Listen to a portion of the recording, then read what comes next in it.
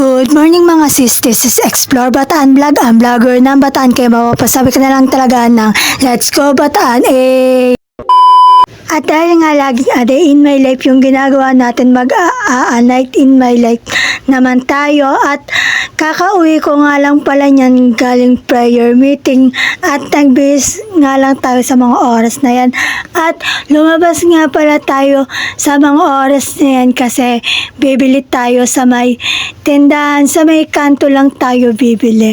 At yan, naglalakad na nga pala tayo sa mga oras na yan, at dahil nga vloggeristic tayo ay nagbablog nga tayo sa mga oras na yan, at yan nga, papunta na nga tayong kanto sa mga oras na yan, at yan, nakabili na nga tayo ng palamig at chocolate nga lang pala yung binili natin, at umulan pa nga sa mga oras na yan, kaya tumakbo tayo papuntang barangay, at tamang video nga lang tayo niyan.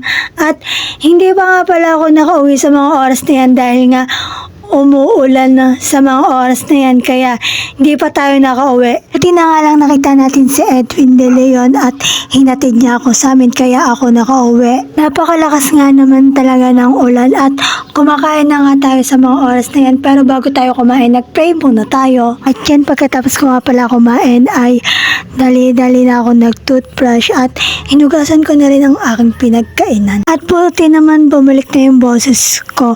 Noong mga nakaraang araw, minamalat talaga ako at iba yung boses ko. Buti na nga lang bumalik na sa dati yung boses ko. At nakakapag-vlog na ulit tayo. At yan nga, pagkatapos kong maghugas ng plato ay nilagay ko na yung nakaraang pinaghugasan sa lalagyan nila. At pagkatapos nga ay nagpray na nga ako niyan kasi patulog na nga tayo sa mga oras na yan. So bago talaga ako natutulog, nagpe-pray muna ako. Hindi pwedeng matutulog lang ako na hindi nagpe-pray. Syempre, nagpe-pray muna tayo bago tayo matulog. Kasi kailangan yon. Nakasanayan ko na din kasi na kada matutulog, kada kakain, magpe-pray muna. Syempre, kailangan din nating magpasalamat sa Panginoong Diyos sa mga blessing na natatanggap natin at sa buhay na ipinagkaloob niyo sa atin, di ba? 4 times a day ako nagpe-pray. Umaga, tanghali, gabi, bago ako kumain at bago rin ako matulog.